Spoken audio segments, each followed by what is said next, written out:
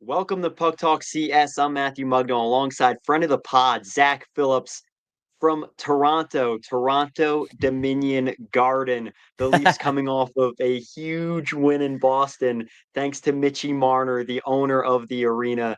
Zach, how are you doing with everything, man? Pretty good. Yeah, Toronto Dominion Garden, you like that one, eh? People are quick to forget That's that good. TD Garden, which is the name of the Boston Arena, is actually Toronto Dominion.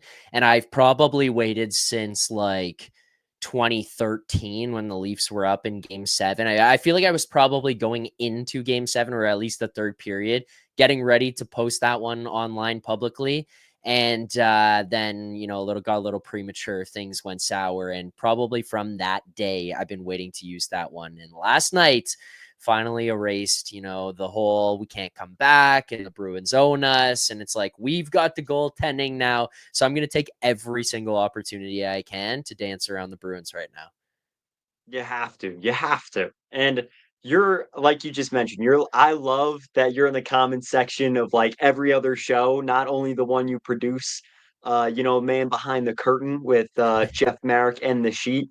So, I mean, you've been really ripping up the jokes about Mitchie Marnes. And I think his perception has changed a lot after Four Nations. But strange, 4-time 90-point scorer, I believe.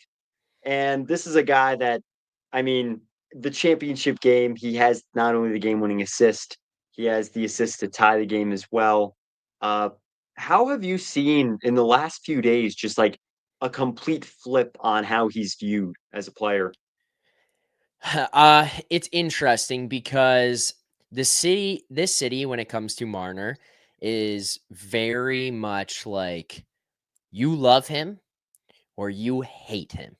Like the fan base is so far on polar opposites, and I don't know. I don't know if people fully realize how things played out, because a lot of times I get comments and people being like, from other teams, fan bases being like, "How could you hate on a guy who's got this many points and does this and stuff?" And I don't think people realize the root of what all went down. And I don't know, you are aware of what happens in the NHL, so I'm sure you would remember his contract situation the last time it came up. And we're not trying to Oh do a yeah. history lesson here, but like he had an opportunity to be a hero. He had an opportunity to take like $500,000 less and be a god here in this city. And he nickled and dimed until like way into the summer. And it was public information that there was a battle going on between his agent and his dad and the coach and the GM. And it was just this disgusting mess of stuff. And then he comes out on the other end, and guess what? He got every single penny and he won, and he just torched reputation here. And then from that day, it was like anything he said that was slightly could be picked on got taken and blown up out of proportion. Like last year, they lose to the Bruins. He was not very good in game 5, 6, or 7, lacking points, lacking ability to show up there. And then what he goes out in the media and says in locker cleanout? Oh, I want to be here, and we're gods here in Toronto. He's right, but you don't say that. You don't say that when you just lost in the first round again and you disappeared again. That's the wrong thing to say. So when it comes to perception, it's hard to flip people here in Toronto. And I mean, the people who are pessimists, and I guess you could throw myself in there as well. And I don't necessarily want to say like I'm a pessimist or a hater of the guy. I just feel like it's going to take a lot more to win me over because I've been fooled every single year. The one thing with him is he scored the OT winner against Sweden. He wasn't very good for 60 minutes. And then you went into 3-on-3 hockey and he scored that one that, I don't know, maybe I'm just being an ass, but like I don't think should have went in. And you don't see 3-on-3 in the playoffs. You don't see 3-on-3 really when it matters the most. Like when you get to the finals of the Four Nations, there it wasn't 3-on-3, and touch on that kind of briefly in a second. But like he wasn't that great then. He wasn't great in the Saturday game against the US. He got benched against Finland, mind you. He had the second least minutes of anybody on Canada. He had an unbelievable final game. And to some people, they're taking that one running with it. To others, like myself, a little bit more hesitant to buy in. Mind you, the last 3 games of play for Mitch Marner have been pretty convincing. Otherwise, that he can step up, and 2 goals against Boston is a pretty big sign. But I don't know, Matt, like you get to the playoffs, that's when it matters the most. Like, that's Oh, when yeah. I care. And if he doesn't perform or he does what he does year in, year out for the last 8 years of him being in Toronto, I'm going to say the exact same thing in that Four Nations final and the Four Nations assist and all that kind of stuff wiped from my brain. Like, I won't even have a second thought about it. It'll be gone forever.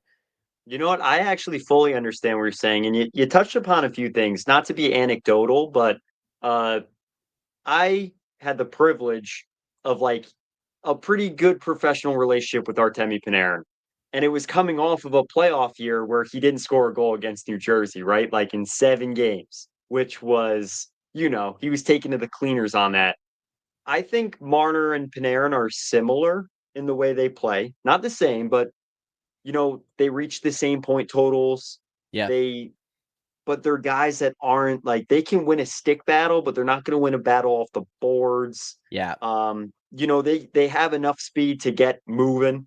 They could skate well, and you saw that trick with Marner with the soccer kick last night. Yeah. Like they're praised for those plays, but the moment the physicality ramps up or they're rubbed out, they're criticized. Mhm. So I kind of see the flip of the coin, and I understand what you mean, especially since like as a person, I I got to deal with Panarin at a good time. And also I understood like these guys are just they're players at the end of the day and like go get your bag. But I want to kind of ask you where you think do you think he stays in Toronto? Because I know the contract negotiation is coming up and there hasn't been a deal yet. And you just mentioned the last one. So uh where do you think he arrives at this year? I think I also saw online like he's got a lot of sponsor deals in Toronto, so does he burn that? Yep. But do you think with the Austin Matthews, William Nylander, the way they've played, do you think that it's a luxury to have Mitch Marner in Toronto? This is a tricky question because, every time I think about it or talk about it, it's like he's not easy to replace. And I Mhm. don't care what anybody says. He's not easy to replace. And at times I get ahead of myself and say, "Yeah, you got all the money, you can find somebody else." Like, okay, yeah, you have the money, but you have to get the right people, or the person has to be available, or you got to be able to sign them. Like, there's people in Toronto right now who are horny looking at Mikko Rantanen and being like, cool, well, we could get rid of Mitch and bring him in. What if he doesn't want to sign here? you know, that's a possibility. What if he wants $1 million more than you're willing to give him and you don't want to sign him for that? Like, it's not a given. Yeah, I would make the swap. Done. Okay, whatever. But it's not a given that the guy wants to come here. You can get that deal done. Now, there's a couple things with it. So obviously the most recent one that we've heard right now is he's not going to sign before the deadline. And I think that's in everybody's best interest. So first is one thing I've been told a lot is that his agent is Darren Ferris and he's with Cortex. Darren Ferris likes to go to free agency. Like he likes to take the guys to free agency, see what's out there. Unless the player or his like internal camp comes over the top and is like, no, we want this done, or the team comes over the top and says, here's the deal, don't go to free agency. He wants them to go there. And fair enough. Like, yeah, everybody has the right to do so. I got no issue with that. The other side of things would be the Maple Leafs. I'm not the first person to say this, and I'm not going to try to claim this as my own like opinion, but I do agree with it very much so. If you lose in the first round again, what is the hurry to go and commit to running it back with these guys? Because, yeah, John Tavares is going to take a pay cut, but you're probably going to bring back John Tavares. You've already got Morgan Riley, you've got Matthews, you've got Nylander, you've got all of these pieces. It hasn't worked. If it fails this year, that's 9 years. Not like I'm not talking about we didn't get it once or twice. 9 years. That's a long time and a large sample size of these guys being the nucleus of the team and it failing. And it's failed the same way for the last 8. I don't care how you want to shake it out and talk about the opponents or someone's injured or the goalie, blah, blah, blah. Watch how those guys show up or fail to show up when it matters the most. It's the same thing. So for me, looking at approaching the summer and free agency and being like, how much urgency is on re-signing Mitch Marner? There's not. I If he gets to the playoffs and he goes hero mode and we have to pay a little bit more to re-sign him, well, so be it, I guess. I would rather see it for the first time than just pay him for something we hope or expect him to be able to do. Yeah, something that stood out, I was doing the little stat dive, ripping open NHL, it's late night, and you start doom scrolling on the stat page. Yeah. 8 goals or 11 goals in 8 playoff years, that just stood out, as, at the end of the day, I think as I've gotten older too, like, you look at that and you just say, "Listen, if he doesn't have it," and now how old is he, 27? Yeah, 27. Like, that's a situation where you look and say, do you extend him till he's 35 and make him pretty much a leafer for life? Or, like, at the end of that, he's either traded or, becomes like a team hopper, right? We saw Yeah. that. I mean, I was in middle school when the Bruins went on their 13 run. And like Yogs, Iginla, that was at the point in their career where it was like, all right, last ditch effort. Let's see if we could go for it. And that's a situation that Marner's in by the end of the next deal, right? Mhm. Or at least you see longevity wise. So that's interesting. I think Rantanen's an interesting situation because I don't know if we've ever seen that big of a trade lead to like a Could he be a traded one again? month. Like Yeah. it's nuts, dude. I'm Yeah. sure you've been talking about it blue in the face on the shows this week, but Yeah. I figure we turn this on the Ranger Leaf game coming up. I think I had a little bit of more interest before Fox went down in the third period the other night against the Islanders. But without Fox, potentially without Keandre Miller, what do you think is on the line for Toronto in a Friday night matchup against New York? I think it's important for them to just keep building momentum right now. Like you're missing Fox, you're missing Miller. What is that? I mean, correct me if I'm wrong, but that means like Zach Jones and Will Borgen are gonna have to step up and be like top guys here for you got for Yeah, you into this. And it's like I don't care right now who you're playing for the Leafs, who's missing on the other end. And ultimately, which is going to sound kind of annoying, but like, I don't really care right now if they win or lose games. It's all about how they play in those games. Are they going to buy into Craig Berube's system? Are they going to play more defensive hockey? Can they find a way to like start to perfectly mold this offensive style of game that we've been so accustomed to them in years past, where they could win 5-4 or 6-5 on any given night and mix it with this defensive hockey that they're playing where Craig Berube is implementing north-south and trying to get them to win 2-1, 3-2, 3-1 hockey games here because we've seen numerous times, wow, unbelievable defense tonight.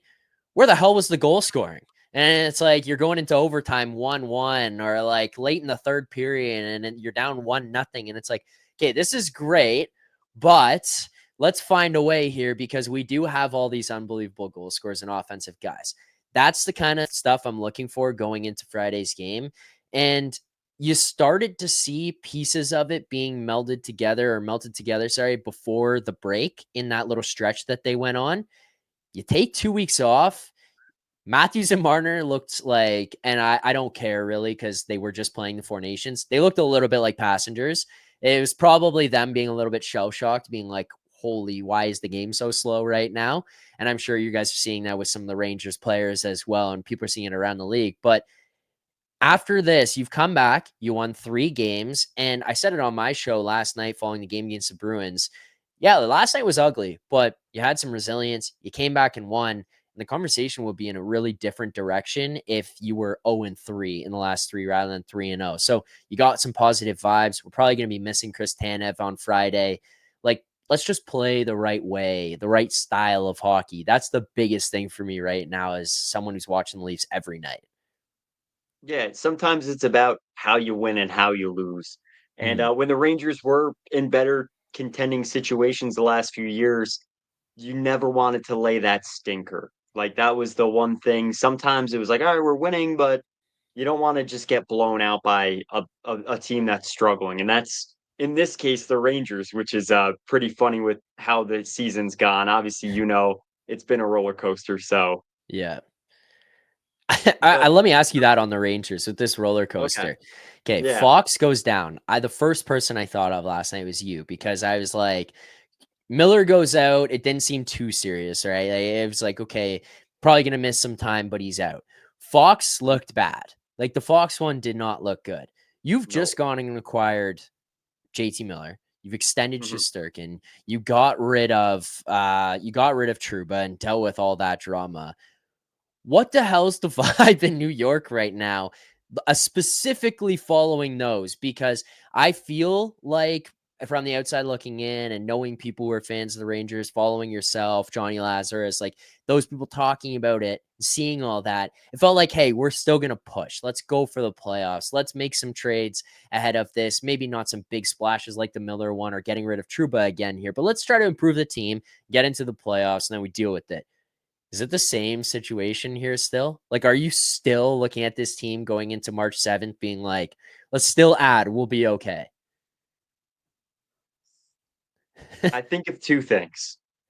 One, if you don't know, and I know you know because of how Toronto is, you can't I don't think you can use the fan base online as No, no. no, because it's been rough. Yeah. Like I could tweet like JT Miller has 5 goals in 8 games as a Ranger. They're like, he sucks. That's it. Yeah. Like nobody's happy. Nobody's happy. But um have you ever had like a bad school year where you know you you worked really hard, but just the grades weren't coming, and you were like, I just need to get to May. Okay. Yeah. That's what this year feels like, right? Like all of a sudden you look and it's like, wow, Kreider has 11 goals and 4 assists, and he told the media exactly what his injuries were, like medical level told them, and still he's getting ripped on for like his performances. He was, as you know, the healthy scratch in New Jersey, and then things seem to turn around. But yeah, then Will Borgen signing. We'll see what happens with that.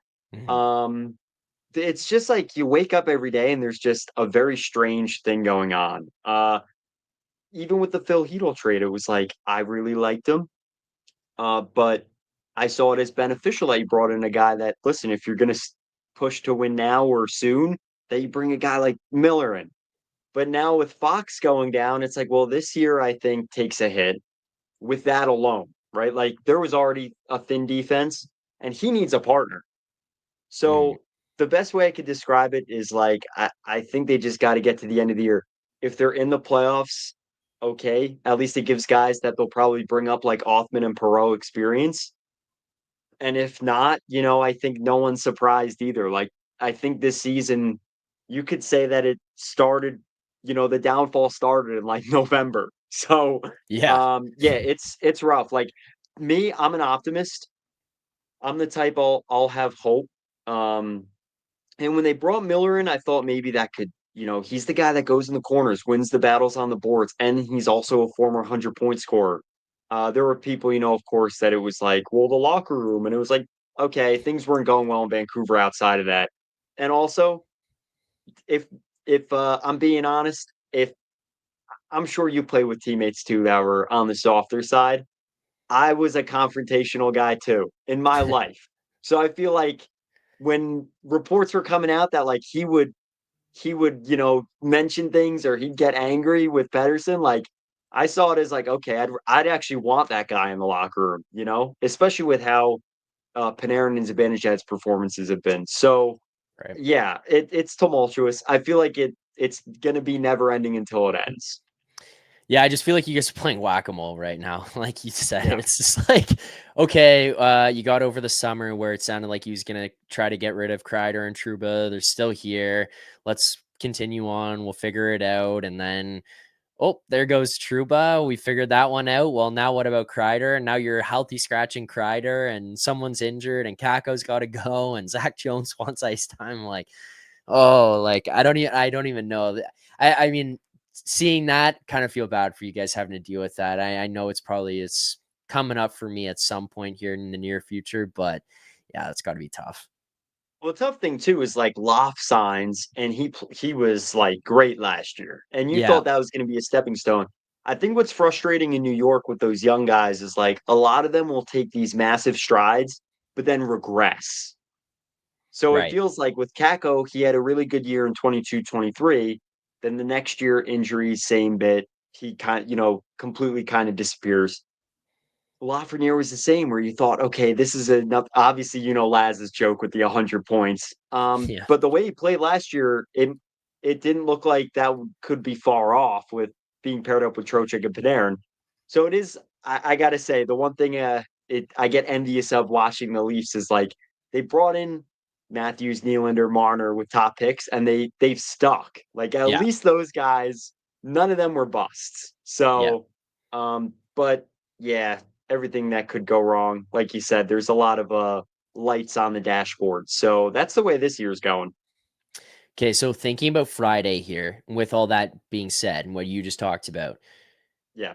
what is like the intensity level or I don't know if we could swear on here, but like the give a fuck meter from the You Rangers? can, man. This is independent. There's no Okay. one there's no one controlling this one. Okay. Yeah, that's a good question because I think it's like if Fox really is out long term and you're 1 week out, like 9 days from the trade deadline, by the time that game's going on a week, boy, I couldn't tell you because Right. the team was in contention from pretty much they thrust their way in 2012. They opted to rebuild.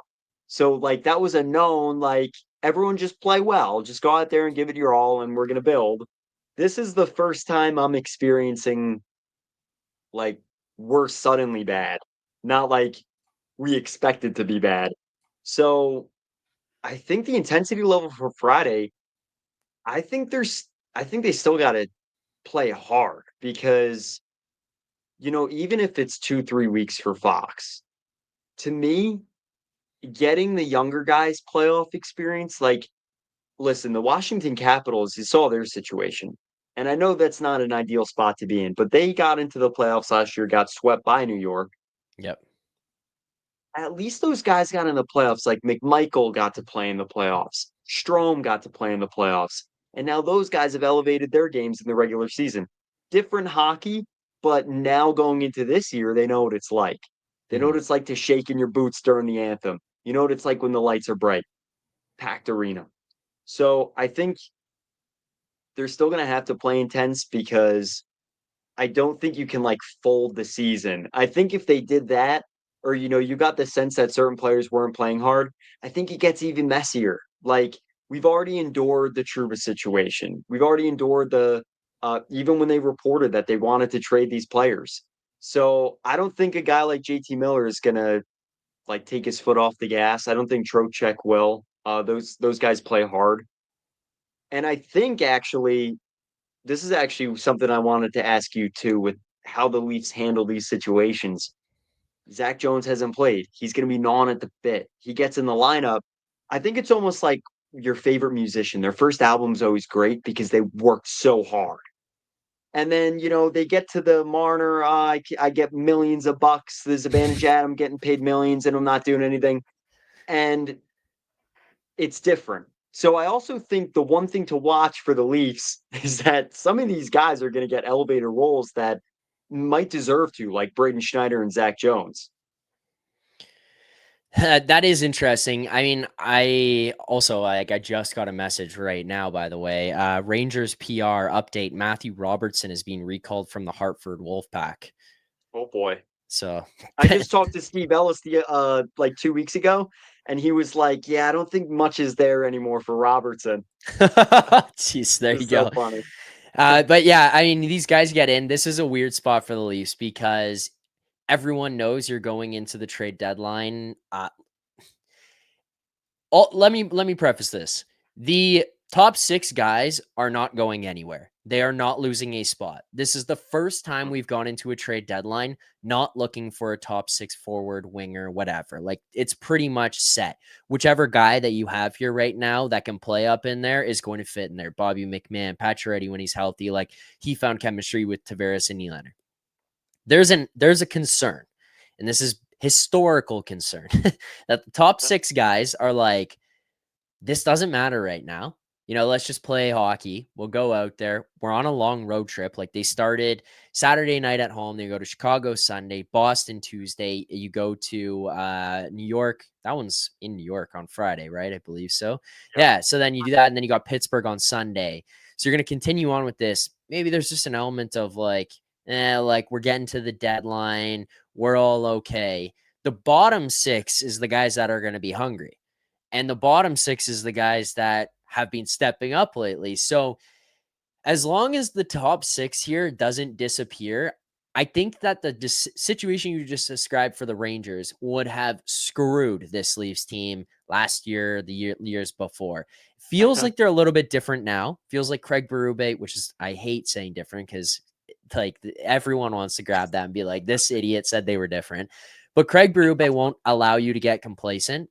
The top six, even if they sink a little bit and they're not the superstar caliber that they won't hit that Houdini ghost act mode that they have previously and will at least still be there. So, like when you're talking about those guys stepping up and being hungry, I just don't feel like it sets up for it being Leafs being shell shocked type of moment anymore. Yeah, the Rangers may still get the better of them. And honestly, I kind of do feel like the Rangers will get the better of them in all honesty on Friday. But I just don't feel like this is like, holy shit, how did we get here? Why is it 4-0 after the first period kind of games? You're going to have a hungry bottom six, guys who are trying to make this and stay here past the deadline, or like Nick Robertson, who at this point, I don't know if the guy wants to be here or not, is trying to at least like increase value and make other teams hungry. Like these guys are going to step up and be ready to go. Your top six, Nyes is hungry in there. JT plays the same every night.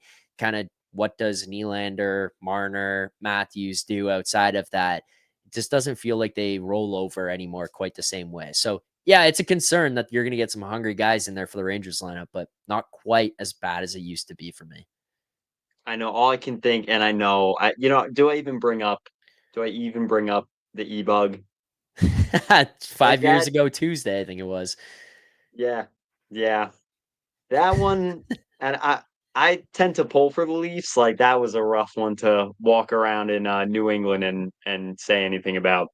Dude, But, I was watching that at a restaurant with my buddies, and the oh goalie boy. goes down, and I remember them like they just had faintly the TV audio on. We were sitting there watching, and it's like, are they gonna have to go to the e-bug here? And it's like 40-year-old Zamboni driver for the Toronto Marlies is suiting up back in the room. I'm like, what?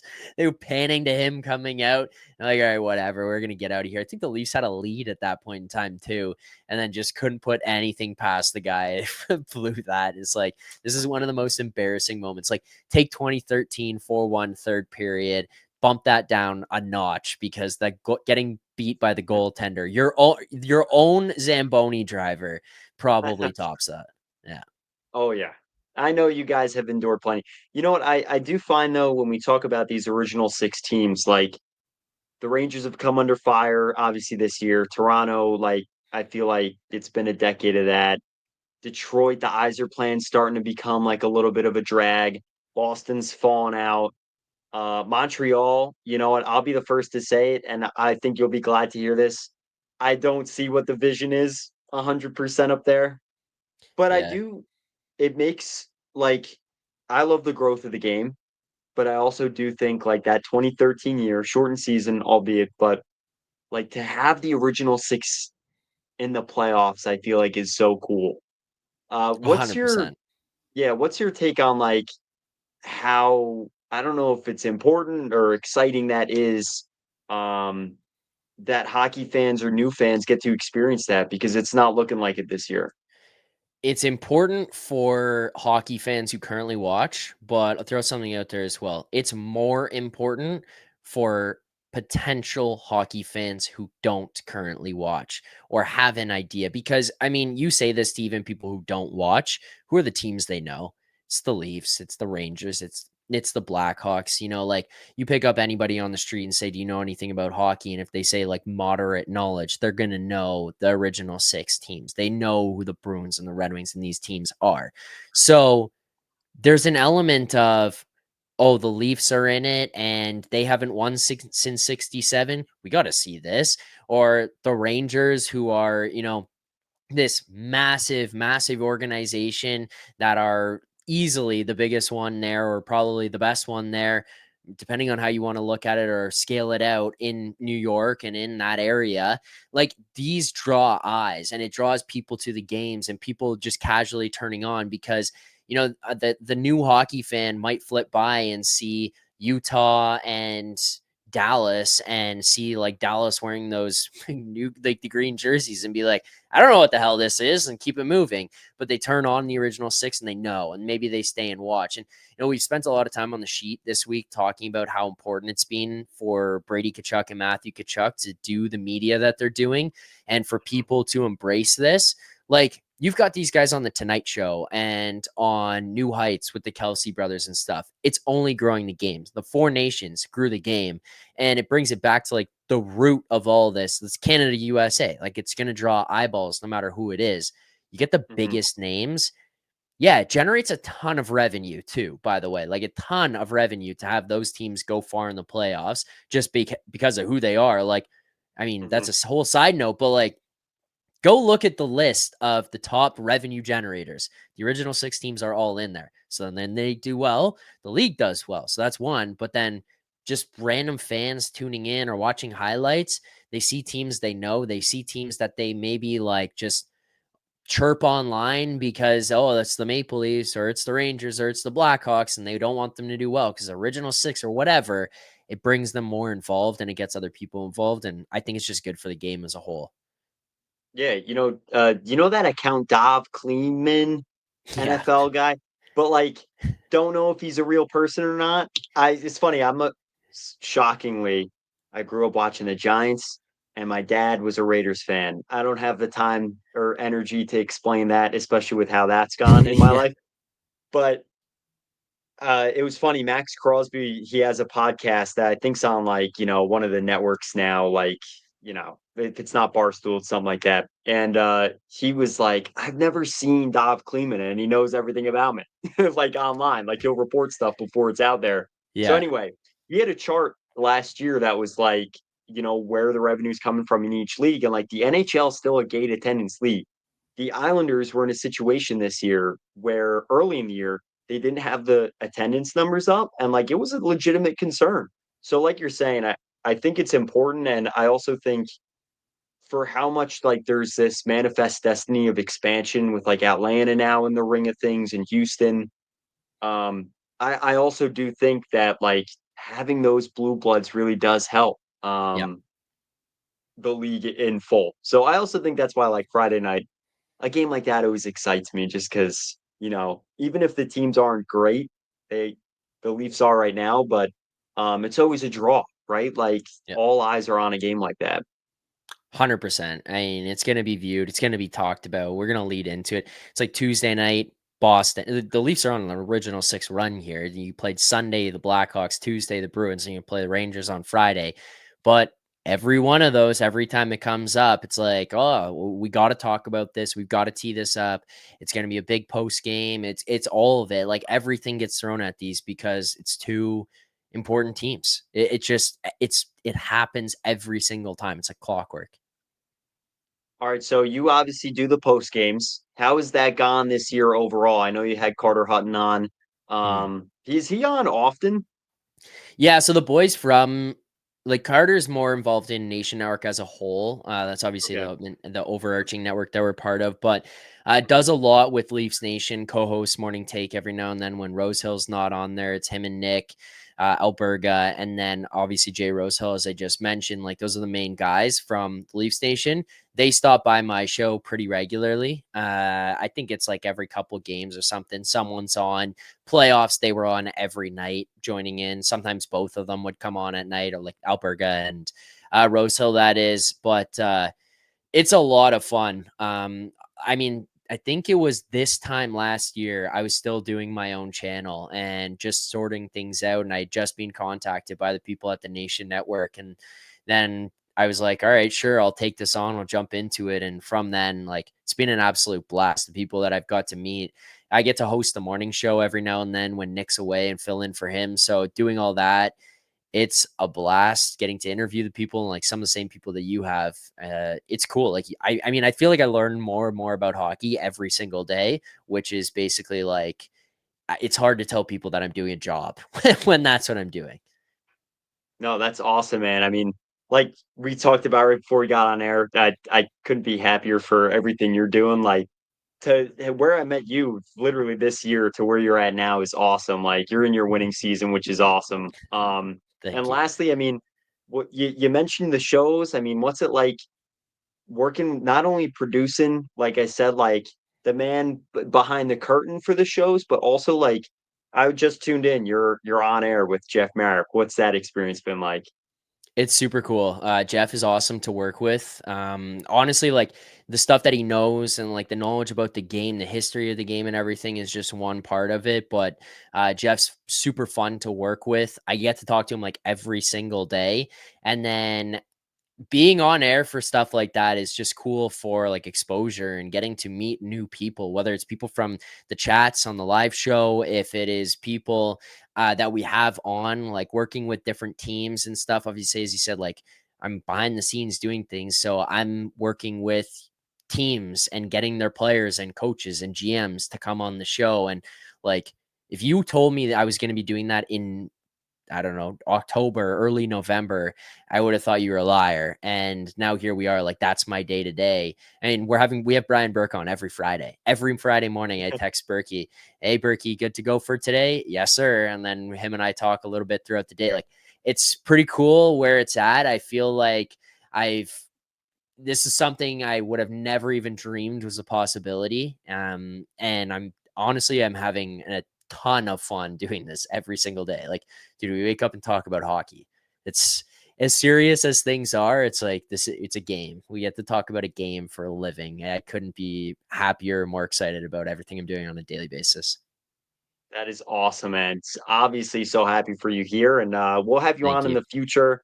I'm not sure if it's going to be a Rangers Leafs playoff series conversation, sadly, but You don't think thanks for so? joining me, man.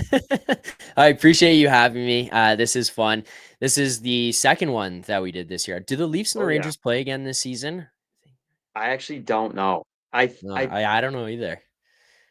Honestly, the schedule of the season with this 4 nations being so crammed together, normally I know when they're playing and, like, have it all mapped out. This season was nuts, dude. I'm sure you were in the same boat of tracking and following it all. It's been chaotic to follow. yeah. Every night, I'm like, "Oh my god, we're playing again." Like, I'm trying to prepare the post-game shows, and I'm like, "Again? Another one? Come on." But, Oh yeah. it's been fun. If they do, maybe we can do this again this season, but I appreciate you having me March and happy to 20th. come back anytime. Oh, 20th. There you go. That's Uh, that's but pretty much everyone knows what's going on then. there's a potential we're Nash or I'm in Nashville that weekend for Leafs Nation Nice. vacation. Yeah. Oh, Then nice. yeah, the Leafs Nation's heading down there. They play Saturday night, the 22nd against the Preds, and Leafs Nation is Have you going ever as a been? crew. Nope, never been. Have you? Yeah, twice. Okay, there And you the go. first time I wasn't 21. And the second time, we went for, like, Country Music Fest was crazy. Like, it was Oh, awesome. that's a good time to go. Yes, perfect time to go. So, Yeah. yeah, it's awesome down there. Even though I haven't gotten a game, my brother lived there for 2 years, and I didn't get to a game. So, Mm. I'm sure taking in a hockey game and, like, doing Broadway is gonna be awesome, but, yeah, man, I hope you enjoy that, and, we'll be in touch. So, Yep, of course. Sounds good. thanks Thanks for for coming having on, me. brother. Of Thank course, you. man.